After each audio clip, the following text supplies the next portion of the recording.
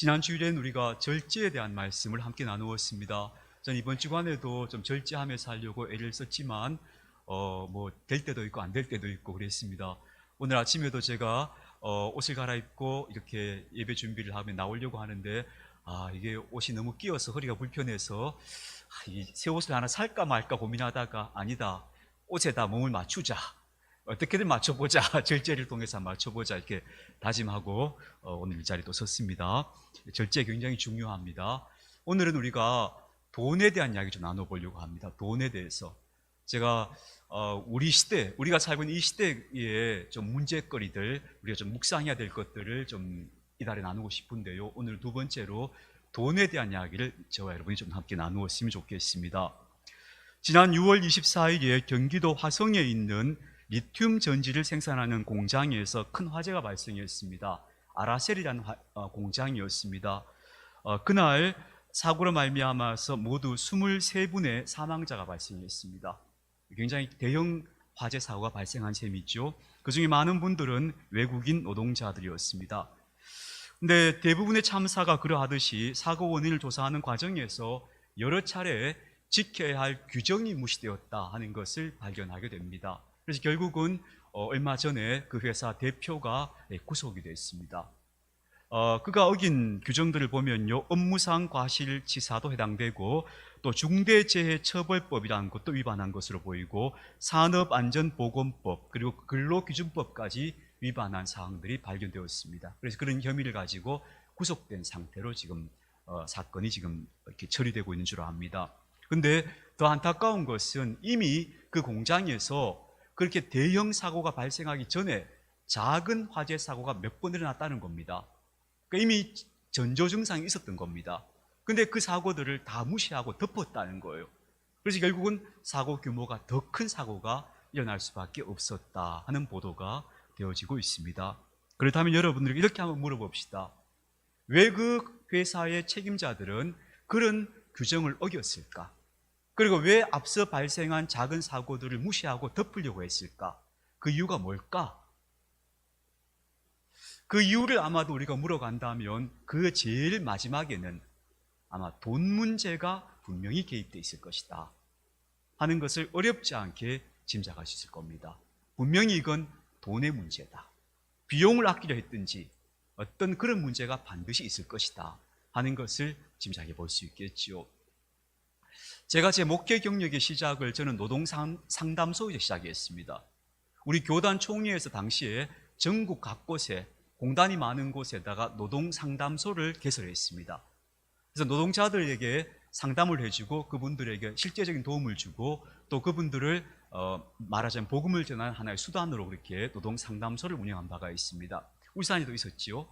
제가 거기서 제 목회 경력을 시작했는데요. 제가 처음 맞닥뜨린 그 노동 현장에서 만난 사람들은 정말 너무 고통스러운 일을 경험한 분들이 많았습니다.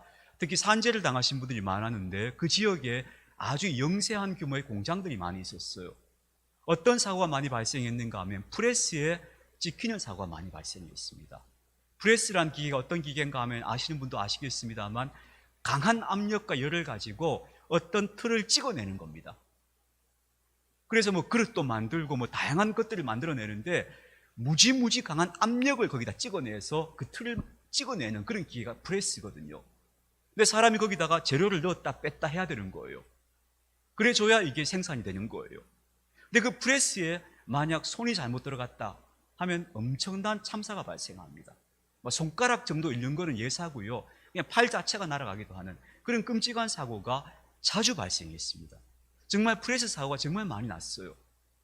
그래서 제가 그 사고를 접하면서 이렇게 위험한 환경에 사람들이 일을 해야 되는가 싶어서 물어봤더니 제 선배 목사님이 이렇게 말씀해 주시는 거예요. 원래 프레스에는 안전장치가 있다는 겁니다.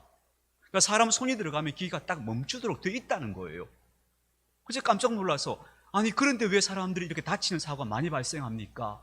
했더니 그 안전장치를 끈다는 겁니다. 왜 끄는데요? 물었더니 만약 사람의 손이 들어간 감지가 되어서 기계가 딱 멈춰버리면 그 기계를 다시 또 작동시키는데 그만큼의 시간이 든다는 거예요. 그러면 작업 효율성이 떨어질 수밖에 없기 때문에 그래서 작업 효율성, 생산성을 높이기 위해서 기계 안전장치를 끈다는 겁니다. 자칫하면 손을 잃을 수도 있는 그 위험 부담을 각오한다는 거예요. 그러면서 그 생산을 한다는 겁니다. 그래서 제가 깜짝 놀랐죠. 아니, 왜 그러는데요?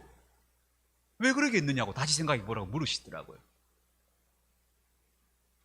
왜 그럴까요? 왜 그렇게 위험한 작업을 사람들이 안전장치를 꺼가면서까지 하는 걸까요? 그 배후에도 그 생산성을 높이려는 그 목적은 아마도 돈과 깊은 관련이 되어 있을 것이다 볼 수 있겠지요. 여러분, 적어도 그 자리에서는 사람의 생명이나 안전보다는 돈의 가치가 우선되고 있었다라고 말할 수 있을 것입니다. 이렇듯 우리가 보고 듣는 많은 비극적 사건들의 배후에, 가장 깊은 배후에는 돈의 그림자가 어른거리고 있다 하는 것이 결코 과장된 말이 아닐 것입니다.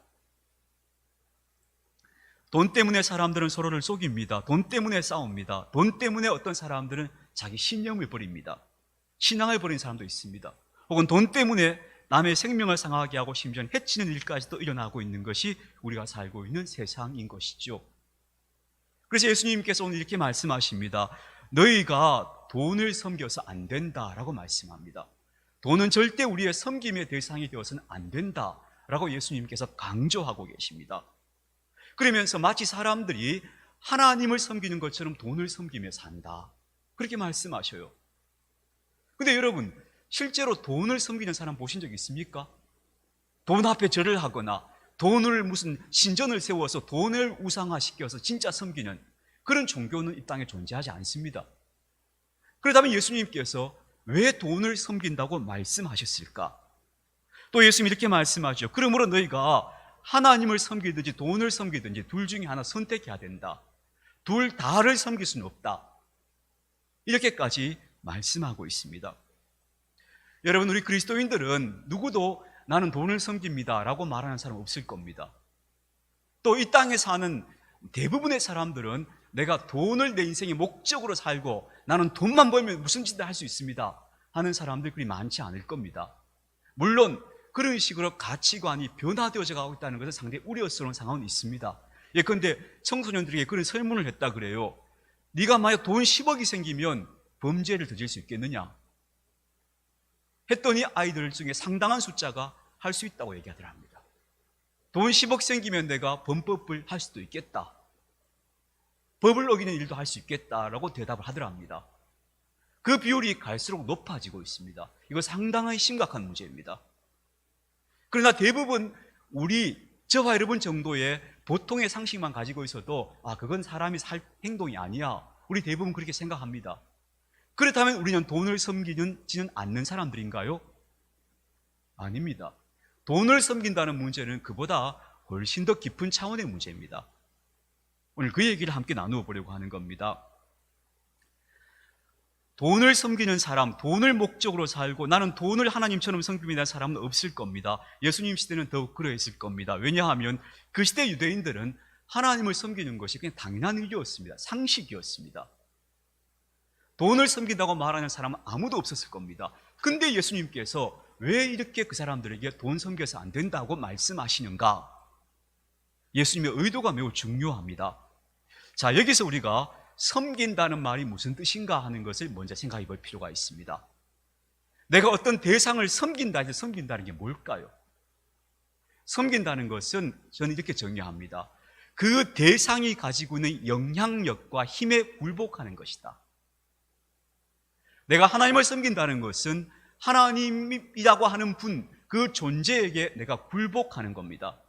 그렇다면 반대로 돈을 섬긴다는 것은 뭐냐 하면요, 돈의 힘, 돈의 영향력에 내가 굴복하는 겁니다. 돈 앞에서 실제로 절을 하거나 제물을 드리는 사람은 없습니다. 돈 앞에서 예배 드리는 사람은 없습니다. 그러나 돈의 영향력에 굴복하고 있다면 그 사람은 돈을 섬기는 사람이라고 말할 수 있습니다. 그 영향력에 굴복하느냐 아니냐 하는 것이 바로 섬김의 문제가 되는 겁니다. 그래서 여러분, 구약 성서를 전체 통틀어서 하나님이 말씀하신 계명 가운데에서 유대인들이 가장 중요하게 생각했던 계명이 뭔지 아십니까? 유대인들은 이 한 계명을 지키느냐 안 지키느냐가 바로 하나님의 백성이냐 아니냐를 결정한다고 봤습니다. 그게 바로 안식일 계명입니다. 안식일을 지키느냐 안 지키느냐 하는 것이 그 사람이 하나님을 섬기는 사람인가 아닌가를 판별할 수 있는 시금석이 된다고 봤어요. 왜 그랬는가? 잘 생각해 보십시오. 안식일이라는 건 뭐 하는 날인가 하면요, 모든 생산활동을 멈추는 날입니다. 다시 말하면 돈 될 수 있는 모든 일들을 다 안 하는 날이 안식일입니다. 그래서 안식일은 어떤 날인가 하면요, 나의 생존이 내 주머니에 들어오는 수입에 달려있는 것이 아니고 내 생존이 하나님께 달려있다는 것을 실제적으로 고백하는 게 안식일을 지키는 겁니다. 이걸 고백할 수 없는 사람들은 안식일을 못 지킵니다. 오늘 당장 내가 하루 일을 쉬어버리면 나는 내가 살 길이 막막해, 나는 겁이 나고 걱정스러워서 나는 그럴 수 없어 하는 사람들은 절대 안식일날 쉴 수 없습니다. 근데 내가 지금 수중에 아무것도 없어도 하나님이 내 생존의 근거이시니까 나는 오늘을 쉴 거야. 그게 바로 안식일을 지키는 겁니다. 안식일을 지키느냐 아니냐는 그 사람이 하나님을 섬기는 사람인가, 아니면 자기가 하는 생산적 활동을 통해서 얻는 재물을 섬기는 사람인가를 결정짓는 가장 중요한 게 안식일 섬기는 겁니다. 제가 예전에 그 군고구마 아르바이트 했다고 전에 말씀드린 것 같은데, 군고구마 구업하는 아르바이트 했거든요. 그 저녁에 나가서 군고구마 꾸미 그때 돈으로 하루에 한 3만 원 정도 벌었습니다. 꽤 괜찮았습니다. 그때 벌이로는. 근데 제가 그때 알았습니다. 왜 사람들이 주일을 못 지키는가? 제가 그 토요일이 되면요, 토요일 저녁부터 주일날까지 그 이틀이 피크입니다. 평소에 평일날 3만 원을 벌었다면 그날은 5만 원을 벌 수 있습니다. 그래서 제가 주일날도 나가서 장사하고 싶더라고요. 제가 그때 신학생이었어요. 신학생인데도 내가 주일날도 오늘 얼른 교회 마치고 가서 군고구마 갖다 놓고 구워 팔면 오늘 5만 원 벌 수 있는 날인데, 그 생각이 나더라고요.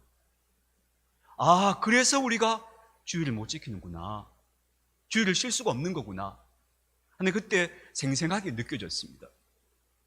안식일을 지키느냐 마느냐의 문제는 바로 이 문제입니다. 내 생존이 어디에 달려있느냐 하는 것을 스스로 판단하고 결정하는 결단의 문제가 되는 겁니다. 여러분의 생존은 어디에 달려있을까요? 만약에 내 생존의 문제가 앞으로의 내 노후가 내가 얼마만큼의 돈을 가지고 있느냐에 달려있다고 생각하신다면 그분은 돈을 섬기고 있는 사람이 맞습니다. 그게 돈을 섬기는 겁니다. 다른 거 아닙니다, 여러분. 내 생존이 돈에 달려있다고 믿으면 그 사람은 돈을 섬기는 겁니다. 그러나 내 생존이 하나님께 달려있다고 믿는 사람이 하나님을 섬기는 겁니다. 그래서 이거 상당히 심각한 문제가 됩니다. 만약 내 생존의 문제가 돈에 달려있다고 생각하면 그 사람은 늘 돈을 생각할 겁니다. 그러면서 어떻게 하면 돈을 지키든지 돈을 불리든지 그 문제에 대해서 몰두하게 될 것입니다. 그러나 하나님께 달려있다고 생각한다면 그 사람은 돈도 소중하지만 하나님께서 말씀하신 가치가 더 중요해, 난 하나님이 기뻐하시는 일을 하는 게 내 인생이 더 중요해 라고 판단하게 될 겁니다. 그 사람이 바로 하나님 섬기는 사람입니다. 돈이 무가치하다는 얘기가 절대 아닙니다. 돈은 우리에게 꼭 필요합니다. 없으면 살 수 없는 것이 맞습니다. 그러나 나는 돈보다 더 중요한 게 있어. 내 생명과 내 삶은 돈이 좌우하는 게 아니고 하나님이 좌우하셔. 이걸 신앙 고백으로 딱 결단해버려야 하나님 섬기는 사람이 되지, 이걸 어중간하게 끌려가면 우리는 누구나 돈 섬기는 사람이 되는 겁니다. 돈의 영향력 아래 굴복하는 사람이 되어버리는 겁니다. 이게 너무 슬픈 일이죠. 충분히 갖고 있음에도 불구하고 더 가지려고 하는 비정한 사람들만이 돈의 노예가 아닙니다. 돈의 종이 아닙니다. 내 생존과 나의 삶의 질이 내 소유에 달려있다고 보고 주야로 염려 속에 사는 사람도 돈 섬기는 사람이면 틀림이 없습니다. 똑같습니다. 그게 똑같이 그 영향력에 굴복하고 있기 때문입니다. 그래서 예수님께서 염려하지 말라고 하신 이유가 그 이유입니다. 왜냐하면 염려를 가지고 있는 한 절대 우리가 하나님 섬기는 사람으로 온전히 설 수가 없습니다. 염려를 넘어서야 하나님 섬기는 사람이 되지, 염려를 갖고 있다는 것은 내 생존이 내 소유에 달려있다고 믿는 것이기 때문에, 그게 좌우한다고 믿는 사람이기 때문에 그 사람은 돈의 영향력 아래서 헤어나올 수 없게 됩니다. 그래서 어떤 사람은 더 갖고 싶어서 돈을 섬기고, 대부분의 사람들은 어떻게 살 수 있을까 생존에 대한 염려 때문에 돈을 섬기는 겁니다. 섬기는 모습은 다르지만 다 똑같이 돈을 섬기는 것에는 크게 다를 바가 없습니다. 그럼 어떤 분은 저한테 이렇게 묻고 싶을 겁니다. 목사님은 안 그러세요? 저도 그렇습니다. 저도 그런 염려가 많이 찾아옵니다. 그래서 제가 오늘 여러분에게 제안 드리고 싶은 게 있습니다. 그 염려는 끊임없이 이렇게 찾아올 겁니다. 근데 그때마다 내가 결단해야 합니다. 이 염려에 잡히면, 이 염려에 붙잡혀 살면 나는 돈을 섬기는 사람이 되는 거야. 이걸 엄중하게 생각하고 여러분이 탁 마음에 새기고 계셔야 합니다. 그래서 염려가 찾아올 때마다 이건 단지 염려의 문제가 아니야. 누구를 섬기느냐 결단하는 문제야 라고 생각하시고 그 염려과 싸워야 합니다. 그 염려를 내려놓아야 합니다. 그렇지 않으면 우리가 돈을 섬기는 사람이 될 수밖에 없습니다. 저도 여러분도 예외가 아닙니다. 만약 우리가 염려에 사로잡혀 있다면 우리가 내리는 판단과 선택들은 대부분 결국 돈에 좌우되게 될 겁니다. 이거는 거의 예외가 없습니다. 최근에 제가 어떤 목사님이 갑자기 교회에서 사임 권고를 받으셨다는 얘기를 들었습니다. 그 얘기를 듣고 마음이 아프고 안타까웠습니다. 근데 제가 그 목사님 형편을 너무 안타깝게 생각하고 그래서 제가 마음에 기도하는데 이런 이야기를 들었습니다. 그분에게 어떤 선배 목사님이 이런 조언을 했다고 합니다. 버텨라. 버티면 조금이라도 더 받아간다. 그렇게 조언을 했대요. 저는 그 사임 권고를 받으신 목사님 입장을 너무 안타깝게 생각하지만 그 권고를 하신 선배님에 대해서는 분노가 치밀었습니다. 어떻게 선배가 되어서 목사가 되어서 그런 권고밖에 할 수 없는가? 그게 너무 화가 나서 사실 돈 문제에 대해서 제가 요즘 이거 진짜 한번 우리가 이거 정리해야 되겠다. 이 문제 정리하지 않으면 우리가 영적으로 심각해지겠다 하는 두려운 마음을 갖게 되었습니다. 오늘 해운대 집회하지 않습니까? 그 해운대 집회 그 일부 강사가 저하고 특별한 관계에 있는 사람인 거 아시지 않습니까? 그 제주도 목사가 얼마 전에 저한테 전화 왔길래 제가 그랬습니다. 해운대 가서 집회할 때 제발 이런 이야기 좀 해라. 한국 교회 목사들부터 한국 교인들 좀 돈에 놓여 살지 말자고 이 얘기 좀 하라고 제가 막 흥분해서 막 얘기했거든요. 형, 그럴 시간이 없다. 그 설교 시간 몇 분 안 된다. 그러더라고요. 그러면서 우리가 여러 가지 일을 했어요. 하면서 이 친구가 제 동생이 저한테 이렇게 얘기하더라고요. 보통 이제 대형 교회, 큰 교회 목사님들이 떠나실 때 사임할 때 보통 그 은퇴 예우를 위해서 위원회가 꾸려진대요. 그래서 이제 목사님 어떻게 예우해 드릴까? 보통 집도 드리고 차도 드리고 얼마 그 공로가 있으시니까 매덕 드리고 이런 것들 대부분 큰 교회들 많이 합니다. 그래서 제 동생이 저한테 이렇게 얘기하더라고. 형, 나는 절대 그렇게 하지 않는다. 나는 두 말 않고 그냥 떠난다. 내가 형한테 이 얘기하는 거는 내가 앞으로 그렇게 하려고 마음먹고 있기 때문에 나는 그런 은퇴위원회 같은 거 고생하지 않을 거다. 하자고 해도 안 할 거다. 그리고 나는 깨끗하게 그냥 떠날 거다. 그렇게 얘기하더라고요. 그래서 제가 참 그 말을 들으니까 얼마나 대견스럽고 존경스러운지 모르겠습니다. 그러면서 이렇게 얘기하더라고요. 내가 그동안 하나님만 바라보자고 숱하게 설교하고 살았는데 마지막에 가서 돈 더 주시오 하면 그동안 내가 했던 설교들 다 엎어버리는 거 아니냐. 내가 자존심이 있었어라도 난 그렇게 못하겠다. 그렇게 얘기하더라고요. 그래서 제가 그 말을 듣고 그래 나도 그럴게. 우리 그러자. 우리 깨끗하게 가자. 저는 별로 기대할 것도 없습니다만 거기는 크지만 우리 사이즈가 작잖아요. 그러나 깔끔하게 가자. 내가 목사로서 내가 그래도 그나마 복음을 위해서 하나님 나라를 위해서 크게 헌신한 건 없어도 걸림돌은 되지 말아야 될 거 아니냐. 그렇게 이제 서로가 얘기를 했습니다. 제가 오늘 여러분들 이 말씀 드리는 것도 제가 혹시 마음이 바뀔까봐 미리 말해 두는 겁니다. 그럼 저도 이제 그게 족쇄가 되니까 그렇겠죠. 정리해 보고 싶습니다. 여러분, 이 문제는요, 돈을 섬기느냐 아니냐의 문제는 지금 심각한 문제입니다. 한국교회, 저는 이 문제 극복해야 한국교회가 희망이 있다고 생각하거든요. 그리고 지금 이 시대를 살고 있는 사람들, 그리스도인이든 아니든 대부분의 사람들이 다 돈을 섬기고 있습니다. 돈과 그 영향력 앞에서 다 떨고 있습니다. 모아놓은 노후 자금이 없으면 나는 금방 비참한 삶을 살 것처럼 두려워하고 있습니다. 그것은 염려에 사로잡혀 있는 겁니다. 그 염려에 사로잡히는 한 우리는 이 돈의 영향력에 철저히 끌려다니는 사람으로 살다 죽을 겁니다. 결단하셔야 합니다. 다른 방법 없습니다. 염려하지 않겠다고 결단하셔야 합니다. 난 하나님 섬길 거야. 광야에서 그 백성들을 만나와 메추라기를 먹이시던 하나님, 40년 동안 헤어진 옷을 입지 않게 하신 하나님, 나는 그 하나님을 믿을 거야 라고 결단하는 것 외에는 염려를 해결할 수 있는 방법이 없습니다. 그리고 그 염려에 붙잡혀 있는 한 우리는 결코 하나님 섬긴다고 말할 수 없는 사람이 됩니다. 그래서 믿음은 일종의 모험입니다. 우리 앞서 갔던 신앙의 선배들은 다 이런 결단을 하고 모험의 길로 간 사람들입니다. 그래, 나는 돈에다가 내 안전, 내 미래를 걸지 않을 거야. 난 하나님이 주신 가치에다가 내 인생을 걸 거야. 결심한 사람들입니다. 그렇다고 여러분 돈을 정말 무가치하게 생각하시라니만 절대 아닙니다. 소중하게 생각하시고 아끼고 여러분 잘 사용하십시오. 그러나 그보다 더 중요한 게 항상 있다는 사실을, 이걸 잊지 말자는 겁니다. 어떤 선교사님이 선교지에서 선교 활동을 하셨는데 이분이 선교 후원금이 안 들어온 거예요. 거기에 의존해서 선교 활동을 해야 되는데 선교 후원금이 안 오니까 참 어려워진 겁니다. 그러니까 이분이 그야말로 먹을 양식까지도 떨어져 버린 거예요. 그래서 근근히 끼니를 이어가면서 얼마 동안을 지난 겁니다. 그리고 이제 본국으로 다시 돌아올 일이 있었대요. 돌아와서 이제 그분이 보통 선교사님들 오시면 이제 신체 검사 같은 거 이렇게 건강 체크하시거든요. 건강을 체크하셨는데 의사가 이렇게 말했대요. 당신이 지금 심각한 어떤 대사 질환이 있을 뻔했는데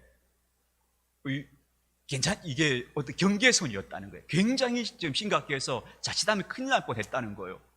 그래서 선교사님이 내가 오기 전에 지금 한동안 이렇게 아주 그야말로 궁핍하게 살다 왔다고, 제대로 먹지도 못했다고 했더니 그 의사가 하는 말이 그것 때문에 당신이 살았다고 얘기하죠.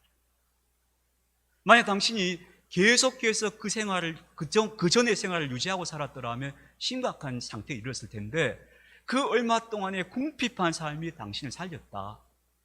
그래서 다행인 줄 알라고 그렇게 말씀하시더래요. 그 말씀이 저는 되게 의미가 있다고 생각합니다. 우리가 하나님을 신뢰하면서 걸어간다면 하나님께서는 우리에게 필요한 것을 반드시 주실 겁니다. 반드시 주실 겁니다. 그걸 믿으십시다. 아멘이 별로 안 나오고 있는데 믿어야 합니다. 이걸 믿지 않으면 우리 지게 됩니다. 영적 싸움에서 집니다. 이걸 믿어야 됩니다. 이걸 믿으셔야 하고요. 그 다음에 하나님이 주시지 않았다, 주셨으면 좋겠는데 안 주신다, 그거는 굳이 필요치 않는 것이다. 하나님이 안 주시는 것은 필요치 않기 때문에 안 주시는 것이다. 딱 요 마음으로 갑시다. 필요한 건 하나님이 다 주신다. 근데 그럼에도 없는 거는 그게 내게 필요치 않는 것이다. 이렇게 좀 단순하지만 분명한 마음의 결단을 딱 하시고, 그래서 나는 염려에 사로잡히지 않겠다. 염려에 잡히는 것은 곧 돈을 섬기는 삶이 되는 것이다. 그래서 난 하나님을 신뢰합니다 하는 결단으로 우리의 신앙이 새로워지고, 그런 결단을 가지고 더 높은 가치, 더 아름다운 가치를 추구함으로써 정말 그리스도인들 다르구나 하게 되는 그런 저와 여러분들이 되어졌으면 좋겠습니다.